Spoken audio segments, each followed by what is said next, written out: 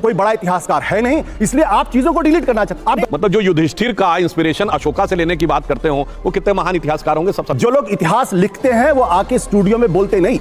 ना लिखाई आती है ना खुदाई आती है, और दावा ये कि सारी खुदाई आती है। गीता लेकर आइए और गीता पे हाथ रखवाइए इनसे। अच्छा, बोलिए भगत सिंह को उस पर हाथ रखकर बोले, हाथ रख के बोलो भगत सिंह को। आप लोग मुंह छुपाने के लायक नहीं। अगर मैं बताऊं फिर बोलने लगे बीच में, फिर बोलने लगे बीच में। है हिम्मत, है हिम्मत। नाम की सड़क हटाई थी तो कांग्रेस से लेकर आम आदमी पार्टी। जय श्री राम। आप देख रहे हैं अंशिका इन्फॉर्मेटिव, और आज की डिबेट होने वाली है बीजेपी के प्रवक्ता और राज्यसभा सांसद सुधांशु त्रिवेदी और वरिष्ठ बेरोजगार यूट्यूब पत्रकार आशुतोष के बीच। एनसीईआरटी की बुक में से मुगलों के इतिहास को मिटाए जाने पर चल रही बहस। आशुतोष ने संघ परिवार को बिना पढ़ा लिखा कहा, जिसके ऊपर सुधांशु त्रिवेदी ने बीच डिबेट में ही आशुतोष को अच्छे तरीके से धो डाला। पूरी बहस देखिए, आनंद लीजिए। वीडियो अच्छा लगे तो चैनल को सब्सक्राइब अवश्य करें। चलो भाई देखो, इस बहस में मुझे दिक्कत इस बारे में नहीं है। जब बीजेपी की सरकार आएगी वो अपने हिसाब से इतिहास को लिखने की कोशिश करेंगे, अपने हिसाब से इतिहास को बताने की कोशिश। लेफ्ट आएगा अपने हिसाब से करेगा, उसमें कोई दिक्कत नहीं है। जो मध्यम मार्ग अपने हिसाब से करे। दिक्कत क्या है? दिक्कत यह है कि मैं तो 100 साल से आरएसएस का होने वाला है। एक ग्लोबली रिकॉग्नाइज्ड संघ का इतिहासकार मुझे बता दीजिए जिसको पूरी दुनिया रिकॉग्नाइज करती हो। आप इतिहास डिलीट कर दीजिए, कोई दिक्कत नहीं है। इतिहास लिखिए तो आप इतिहास आप बार बार कहते इतिहास में गलत, अरे गलत पढ़ाया जा रहा तो लिखो ना इतिहास। बनो ना रोमिला थापर की तरीके से एक बड़ा इतिहासकार, बनिए ना बिपिन चंद्रा की तरीके से, बनिए ना केन पनिकर की तरीके से, बनिए ना सतीश चंद्रा की तरीके से। क्यों नहीं आपके यहाँ कोई बड़ा बड़ा इतिहासकार पैदा हो पाए जो लिख पाए, जो हिस्ट्री कर। एकमात्र इतिहासकार जो बीजेपी आरएसएस के तो नहीं है, वो है हिंदू महासभा के, वो वीर सावरकर। आप उनकी किताब पढ़ लीजिए, 6 ग्लोरियस एपोक्स ऑफ इंडियन हिस्ट्री। आपको पता चलेगा कि पैरेलल हिस्ट्री लिखने की कोशिश की गई। आप उनका 1857 का जो युद्ध है, जो लड़ाई, जो स्वतंत्रता का वो है संग्राम, वो पढ़ लीजिए, आपको समझ। बाकी और कौन है मुझे बता दीजिए। आप दिक्कत क्या है कि आपके यहां पढ़ने लिखने की परंपरा है नहीं, कोई बड़ा इतिहासकार है नहीं, इसलिए आप चीजों को डिलीट करना चाहते हैं। आप गांधी घोटाला चाहते हैं। इससे क्या विचारों का द्वंद आप नहीं मानते? नहीं, आप कह रहे हैं सावरकर ने, वीर सावरकर ने एक पैरेलल हिस्ट्री लिखने की कोशिश की, वो उनके विचार भी तो हो सकते हैं। मैं सावरकर की बात नहीं कर रहा हूं, मैं आरएसएस की बात कर रहा हूं। अच्छा, और क्योंकि जब सावरकर का जिक्र आएगा तो आरएसएस के लोग बहुत तगड़ा भी दिखते हैं उसमें, और अगर अभी बता दूं तो भागने खड़े हो जाएंगे। ये ठीक है। क्या बात मैं कर रहा हूं? मैं कह रहा हूं कि इतिहास में विमर्श होना चाहिए, इतिहास में जंग नहीं होनी चाहिए। आप इतिहास लिखिए, स्थापित करिए। आप इतिहास स्थापित नहीं कर रहे हैं, आप इतिहास को मिटा रहे हैं। उन्होंने कहा रोमिला थापर बहुत बड़ी इतिहासकार हैं, जिनका वो वीडियो आपने देखा होगा। इन्होंने कहा जब युधिष्ठिर को राज्य संभालने के लिए कहा जा रहा था तो उसके मन में भाव आया कि नहीं, मैं राज्य नहीं संभालना चाहूंगा। Renunciation was inspired by Ashoka. मतलब जो युधिष्ठिर का इंस्पिरेशन अशोका से लेने की बात करते हो, वो कितने महान इतिहासकार होंगे, सब समझा। और आज तो बहुत सारे लिटरेचर अवेलेबल हैं। ये 60 और 70 के दशक में ये जो इन्होंने कहा ना, बिल्कुल सही बात है, बिल्कुल सही बात है। संघ की तरफ से किसी भी इतिहासकार बुद्धिजीवी को स्थापित नहीं होने दिया गया। और मैं इस डिबेट में उसमें डिटेल में नहीं जाना चाहता हूं। मैं दर्शकों से कहता हूं, जाके पढ़िए Mitrokhin's archive, KGB and the world part 2।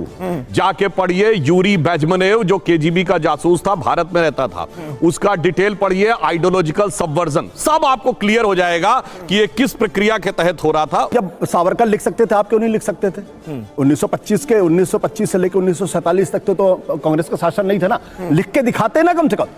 जो लोग इतिहास लिखते हैं वो आके स्टूडियो में बोलते नहीं, वो लिखकर मोटा पथन्ना लिख के चले जाते हैं। लोग उसको पढ़ते हैं, उसके आधार पर विमर्श कर। दिक्कत क्या है?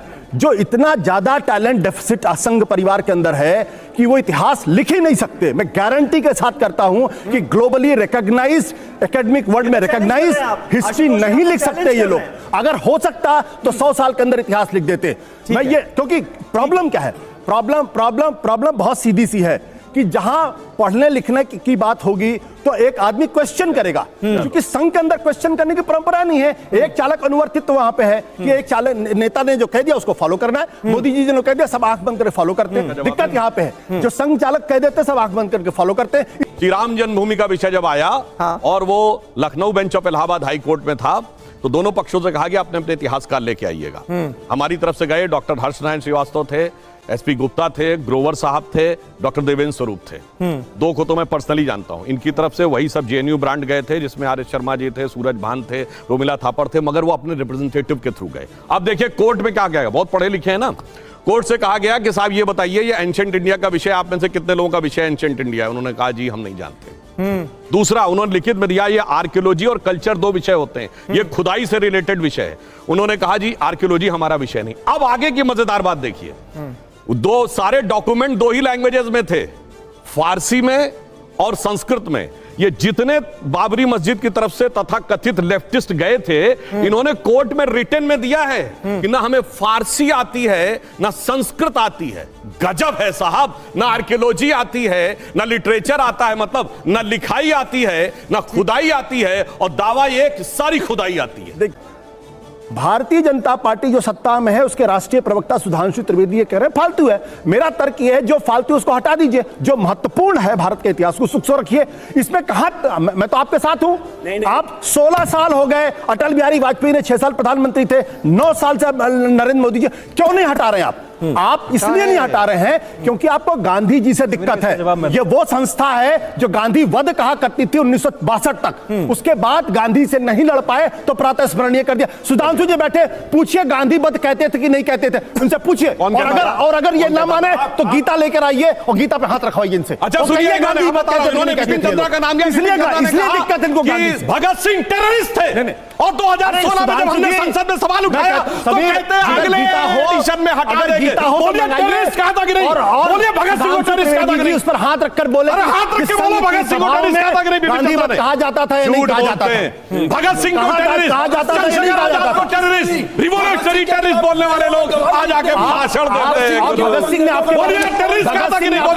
बोलिए टेररिस्ट कहा था कि नहीं? आपके बारे में क्या कहा है? अरे सुभाष चंद्र बोस ने आपके बारे में क्या कहा है? सरदार पटेल ने 11 सितंबर 1948 को जो चिट्ठी लिखी गोलवर्कर, उसमें क्या लिखा है? कि आपकी नफरत की विचारधारा ने गांधी जी की हत्या की।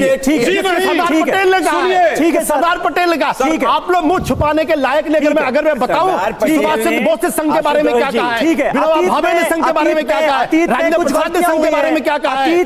आपत्ति है डिबेट करने में? जी बताइए। जब हमारी तरफ से कोई बोलता है सब लोग डिस्टर्ब करने लगते हैं। हाँ, वो बोल रहे थे किसी ने डिस्टर्ब किया? आप बोल रहे थे किसी ने डिस्टर्ब नहीं किया। टर्न पे बोलिए तब डिबेट ढंग से होगी। ठीक है, और इनकी एक बात का मैं जवाब दे रहा हूं। मैं दबावों में नहीं, सीधे जिसने इतिहास विषय के रूप में नहीं पढ़ा उसे नहीं पता दार्शनिकों कौन है। दार्शनिकों का सर काटने वाला बोलने दीजिए ना उनको, नाम सबको पता है। 1 मिनट वाशने साहब इसलिए बोलने मैंने कहा ठीक ये है, हकीकत है। ठीक है, ठीक है। अब बताइए सिर रहा एक बार, किसी को नहीं पता इसलिए मैं दर्शकों से पूछा। ठीक है, किसी को सिर रहा एक बार नहीं पता होगा। अरे हटाइए ना, किसने मना किया आपको?